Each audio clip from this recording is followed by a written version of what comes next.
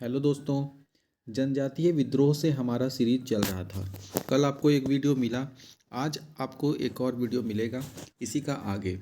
अब ये चैप्टर ही, ये टॉपिक जो है वो बड़ा टॉपिक है, इसीलिए इसमें ज़्यादा टाइम लग रहा है। अभी भी आज भी ये वीडियो जो है, आज ये टॉपिक जो है वो कंप्लीट नहीं हो पाया है। इसमें भी कल हम लोग देखे थे 40 क्वेश्चन तक, आज भी 40 क्वेश्चन है, लेकिन फिर भी टॉपिक ये कंप्लीट नहीं हुआ है। अभी इसमें और एक वीडियो आपको मिल सकता है, ठीक है, मिलेगा, तब जा कर के ये कंप्लीट होगा। तो आज हम लोग देखेंगे, कल हम लोग देखे थे तमाड़ विद्रोह तक। तमाड़ विद्रोह तक हम लोग देखे थे कि तमाड़ विद्रोह का छठा चरण का नेतृत्व कौन किया था, तो रुदन मुंडा और कुंता मुंडा किए थे। इसी में आज हम आगे चलते हैं तिलका विद्रोह से। तिलका विद्रोह हम जानते हैं कि इससे इतना है कि ये झारखंड का जनजातीय विद्रोह है, उससे 1 से 2 सवाल जरूर रहता है। या तो पूछा जाए कि विद्रोह कब हुआ था, नेतृत्वकर्ता कौन थे, तो ये सब सवाल जरूर रहता है, इसीलिए ये इम्पोर्टेंट टॉपिक है। तो इसको हम लोग को अच्छे से पूरा कंप्लीट करना है। आज का क्वेश्चन चलिए शुरू करते हैं। पहला सवाल है कि तिलका विद्रोह झारखंड में तिलका आंदोलन कब हुआ था। तो 1783 से 85, 2 साल तक चलने वाला यह आंदोलन है। कौन? तिलका आंदोलन। तिलका आंदोलन किसके द्वारा किया गया था? तो तिलका मांझी और उनके समर्थकों के द्वारा किया गया था। तिलका आंदोलन किसके द्वारा किया गया था? तिलका मांझी और उनके समर्थकों द्वारा। तिलका मांझी को अन्य किस नाम से भी जाना जाता है?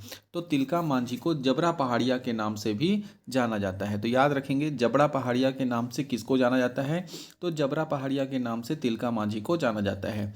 तिलका आंदोलन का मुख्य केंद्र कहाँ था? तो वनचरिजोर, जिसे वर्तमान में भागलपुर कहते हैं, यहाँ पर था। ठीक है, तो तिलका आंदोलन कहाँ था?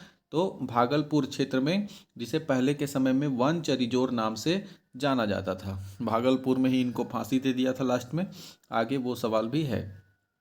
किस आंदोलन का प्रारंभ अंग्रेजों के दमन व फूट डालो की नीति के विरोध में हुआ था? अंग्रेज जो करते थे फूट डालो की नीति, फूट डालो और राज करो और दमन करना, ठीक है, तो इसी के विरोध में किया गया जो आंदोलन था वह कौन था? वह था तिलका आंदोलन। ठीक है, आगे चलते हैं कि तिलका आंदोलन के दौरान तिलका मांझी ने गांव में संदेश पहुंचाने के लिए किस पत्ते का प्रयोग किया था? तो गांव गांव में संदेश जब पहुंचाना रहता था उनको, तो वो साल के पत्ते का प्रयोग करते थे।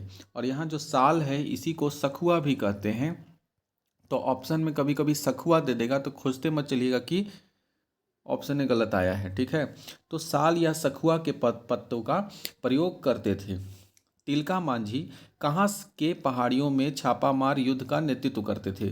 तो तिलका मांझी जो है वो सुल्तानगंज की पहाड़ियों में क्या क्या करते थे? वो छापामार युद्ध का करते थे। छापामार युद्ध मतलब जिसको गोरिल्ला युद्ध भी कहते हैं, तो सुल्तानगंज की पहाड़ी में वो करते थे। मारना है और छुप जाना है। तिलका मांझी ने किस अंग्रेज अफसर को तीर से मार गिराया था? तो अंग्रेज अफसर जो क्लीवलैंड था, वो एक बार घोड़ा से जा रहा था और ये पेड़ पे थे, तो पेड़ पे ही तीर से मार के उसको गिरा दिए थे। तिलका मांझी को पकड़वाने में किस पहाड़िया सरदार ने अंग्रेजों की मदद की थी? तो वो था जौराह। जौराह नाम का एक पहाड़िया सरदार था, जौराह पहाड़िया। उसी ने इनको पकड़वाने के लिए क्या किया था? अंग्रेजों की हेल्प किया था, मदद किया था। आगे चलते हैं कि तिलका मांझी को किस वर्ष फांसी दी गई थी? तो तिलका मांझी को 1783 में ये आंदोलन शुरू किए, ठीक है, और 1785 में ये पकड़ाए, और पकड़ाने के बाद ये आंदोलन धीमा पड़ गया और 1785 में इनको फांसी दे दिया गया था। तिलका मांझी को फांसी कहाँ दिया गया था? तो तिलका मांझी को फांसी दिया गया था भागलपुर में।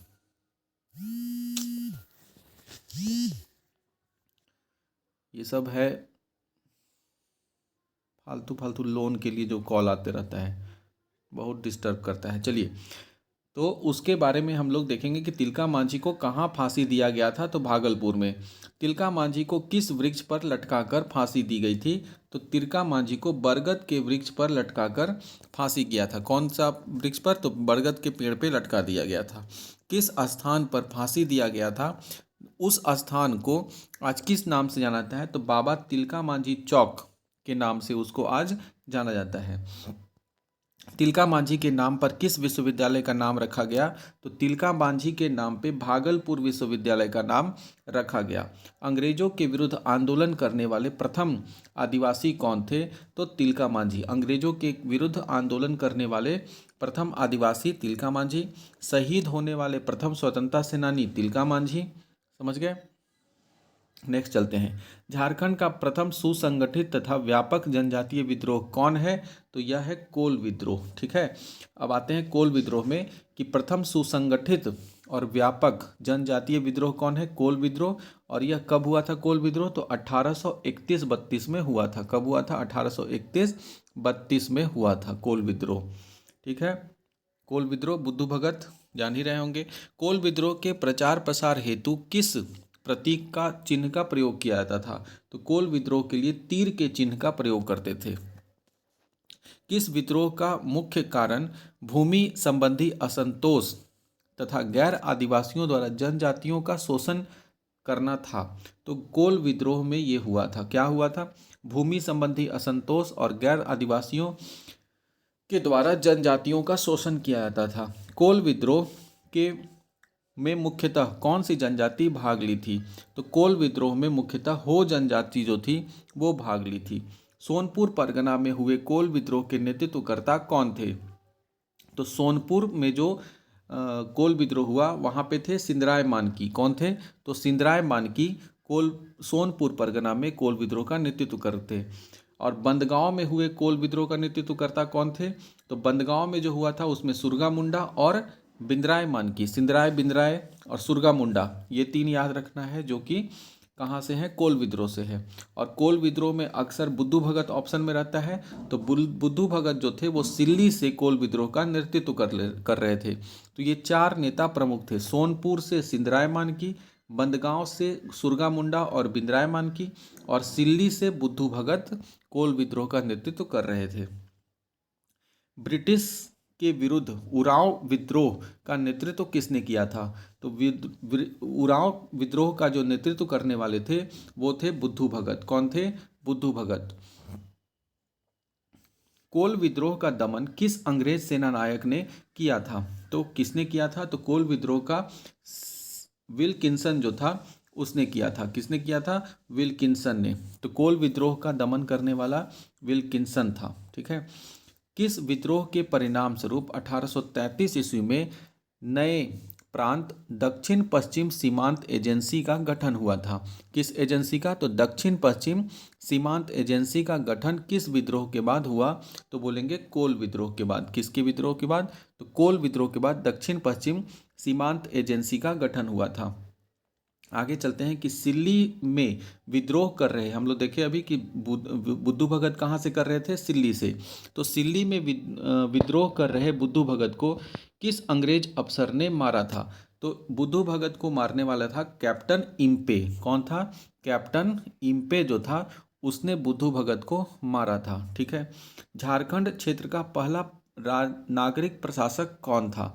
तो नागरिक प्रशासक जो था वो थॉमस विल्किंसन था। तो बोलेंगे झारखंड क्षेत्र का पहला नागरिक प्रशासक कौन था? Thomas Wilkinson.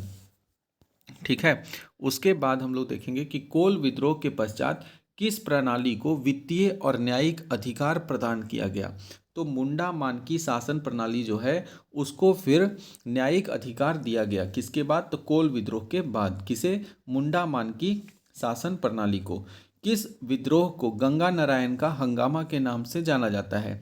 तो गंगा नारायण का हंगामा के नाम से भूमिज विद्रोह को जानते हैं। भूमिज विद्रोह गंगा नारायण से संबंधित है और इसे गंगा नारायण का हंगामा के नाम से भी जानते हैं।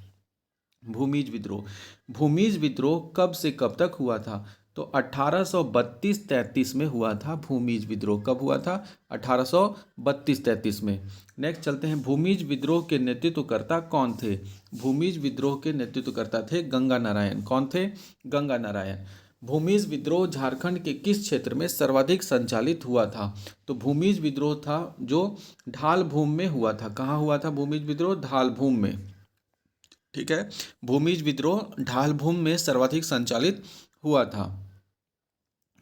आगे चलते हैं कि भूमिज विद्रोह को किस कोल नेता का समर्थन प्राप्त था। तो बिंद्राय मानकी जो था उसने भूमिज विद्रोह को अपना समर्थन दिया था। तो अब बिंद्राय मानकी हम लोग देखें कोल नेता है, ठीक है, कोल विद्रोह में अभी देखे थे।